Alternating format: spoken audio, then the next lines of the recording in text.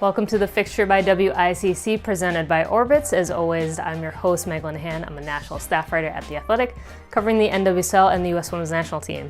Before we get started today, I just want to take a quick moment to shout out the fact that we have hit episode number 50 of the Fixture with this one. Thanks to everyone who has been watching along. Again, we're back a day late so that we can spend a whole lot of time on the Tokyo Olympics. The group stage is complete. The knockout rounds await. Plus, I've got all the latest from the NWSL, from the games to all of the news. That news just keeps coming. Again, here we go. The group stage at the Olympics is complete and we have our 8 teams advancing, but before we spend our time on the knockout rounds, let's spend a little bit of time still on the 3 groups and how they played out in Japan. If there was one theme for most of this tournament, it was goals on goals on goals. Let's start with Group E though, which was a little bit more of a muted affair than the other 2 groups. Canada and Great Britain both picked up narrow wins in the second match of their group stage before settling for a 1-1 draw to close it out on Tuesday. Team GB finished first in the group with 7 points. Canada's 1 win and 2 draws. Good enough for second. Japan, host nation, actually advanced with a 3rd place finish in Group E thanks to their win over Chile on Tuesday. Group F, what a group we had here with some of the biggest results of the tournament. The Netherlands picked up another huge result in the final group stage game over China, winning that one 8-2 after they had clawed back an equalizer against Brazil to finish that one 3-3. Brazil versus Zambia was also a game everyone is very much looking forward to, but Zambia went down to 10 players early. Brazil only ended up with a 1-0 win in that one.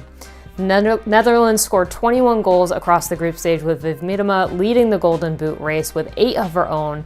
Brazil finished second in Group F and both teams advancing to the next round. Group G. Sweden picked up wins against Australia and New Zealand. They're the only team to pick up all 9 possible points through the group stage. Now, as for the US, maybe the less said the better after Tuesday's result, but after that 6-1 win over New Zealand, which featured 4 goals called back for offside and 2 own goals from the Ferns, they did play super conservatively against Australia for a 0-0 draw on Tuesday. The US finished second place in the group and the Matildas picked up that other 3rd place finishing spot to advance to the knockouts. So let's preview the knockout rounds of the Olympic Games and get a sense of how our remaining 8 teams look. Quarterfinals are all on Friday, with Team GB facing Australia, Sweden versus Japan, the US playing the Netherlands in that 2019 World Cup final rematch, and Canada versus Brazil. One of the big questions, of course, will be if the goals slow down now with more on the line, or if some of these big, wide-open games that we keep seeing still keep happening. Sweden will face Japan in the next round, but more than anyone else, Sweden feels like the team to beat right now. Yes, the Netherlands have scored more goals. Yes, they have Miedema in perfect form, but they've also allowed a decent number of goals, with 3 from Zambia, 3 from Brazil, and 2 from China. And to be fair, this is a potential matchup in the final as well, with the 2 best teams that we've seen so far potentially advancing to the final.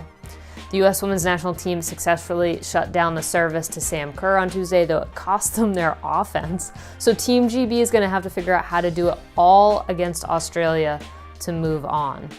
If there's one quarterfinal I'm looking forward to the most, it's honestly Canada versus Brazil. Now this one might get cagey, but we've got some real storylines around Christine Sinclair and Marta facing off on Friday, 2 absolute legends of the game, trying to help their team to a semi-final berth. Finally, the US Women's National Team against the Netherlands. Now, I'm not sure if I've ever seen this level of existential crisis sort of panic around this team. Some of it valid, maybe some of it not, but so much of that stems not just from sloppy performances, but the manner in which they're playing, especially against Australia. Now, if we're going to find out if the group stage really was a red alert sort of warning for the US Women's National Team, or if that tactical shift was the right call that left them set up, ready to win and advance.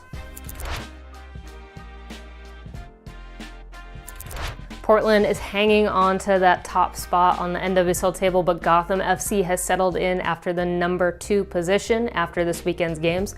Seriously, the race for the playoffs in the NWSL has to be one of the closest and weirdest we've ever seen in this league. All right, Kansas City held North Carolina to a 0-0 draw following a major trade that sent Amy Rodriguez to the Courage. KC is still without a win, but Kristen Hamilton and Haley Mace both were looking like immediate threats in teal after that trade, so they might actually click and help deliver a result after they actually managed to practice with their new team. Here's Kristen Hamilton. In the final third, 1v1, Hamilton cuts left. The shot saved by Murphy. Into the box, coming out, open net though! Smith! Saved at the goal line!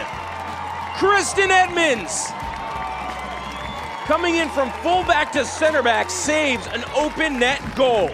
The Orlando Pride fell to OL Reign 2-0 with Jess Fishlock and ZR King providing the goals in the road win and the Reign's first 3 points at Exploria Stadium. Ashlyn Harris made her 5th straight penalty save, just another absurd NWSL streak we have going. Winless in the last 4 as Fishlock puts this on and in the corner for the first goal for OL Reign. The Orlando Pride's outside back. King with the right, trying to curl it in, and does! Zira King with her first goal for the OL Reign. And just a great finish around, picks her spot, and celebrates accordingly. Fishlock. And Harris does it once again! And now, Weatherholt dispossessed the ball by Krieger. What another big save by Ashlyn Harris. Unbelievable. What a save. Sophia Smith gave Portland the lead in the first minute against Houston Dash, and they were able to ride that goal all the way through for the win at the final whistle. Chance in the box. Fakes the shot, Sophia Smith! A beautiful goal in the first minute! Sophia Smith, the 20-year-old, gets the party started early. Gotham FC hosted the Red Stars and earned the win at home 2-1, pushing them further up the table, with Allie Long finding the opening goal off a ball in from Caprice Didasco, then Midge Purse converting a penalty kick in the second half. A huge performance, though, from Red Stars defender Sarah Gordon to contain Ifeoma Onamanu, and Mackenzie Doniak scored for Chicago in the final play of the match. Didasco surveys her options, floats it in center of the box, and it's in! Allie Long gives Gotham the lead in first half stoppage time. Shows in the middle, as does Pugh. It's to Doniak, trying to find it, turn, shoot it, and in! Something to salvage at the end from Chicago.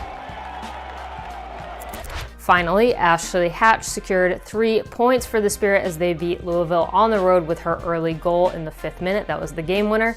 Sam Staub added the second via her head in the second half. Nice slide from the Spirit and an opening now. Through ball for Ashley Hatch in the box. Hatch with a goal for the Spirit. Washington takes the lead in the 5th minute.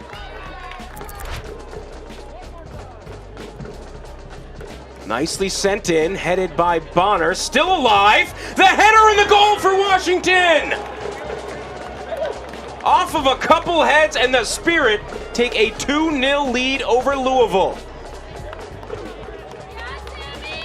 Now, I hope y'all are holding up balancing the NWSL with the Olympics, because all 10 teams are back in action this weekend. We've got 2 games on Saturday night and then another 3 on Sunday. It's not women's soccer if the news doesn't keep happening. Of course, the news kept on coming. Here's the latest. Before we get to all the stuff coming out of the NWSL, though, one big item on the U.S. women's national team front: the 28 players have filed their appeal in the equal pay lawsuit against U.S. Soccer. The argument to send the case back down to the district court level so it can be heard by a jury hinges on a few elements, but the major one is how the original judge calculated the rate of pay between the women's national team and the men's national team. Here's the very, very short version.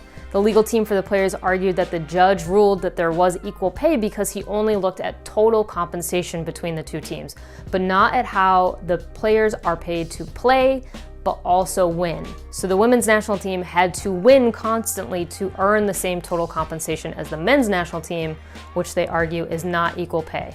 And there's a lot more to it than that, but that's the most important thing to know from the opening brief in the appeal. Settle in, we're going back to legal mode probably for a long time.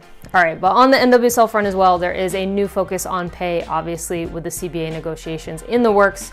There is a reason for aiming for public support, and the NWSL Players Association just launched a new campaign called No More Side Hustles.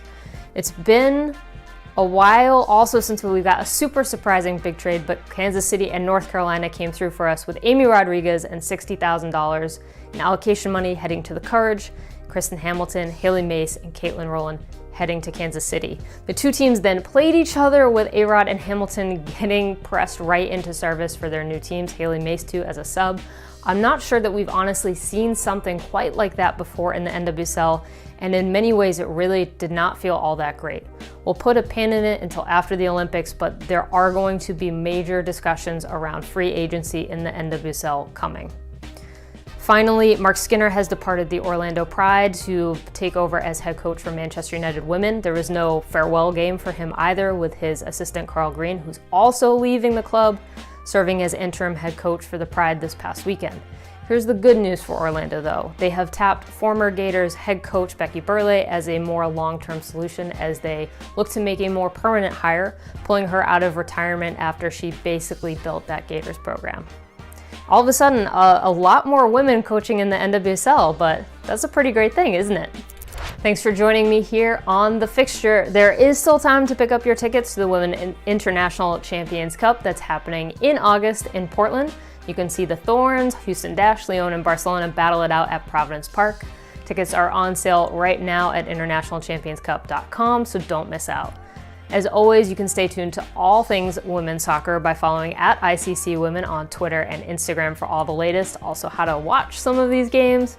You can like International Champions Cup on Facebook. You can always find me at It's Meg Linehan, though honestly right now, I might be napping. Thanks for watching, and I'll see you next week.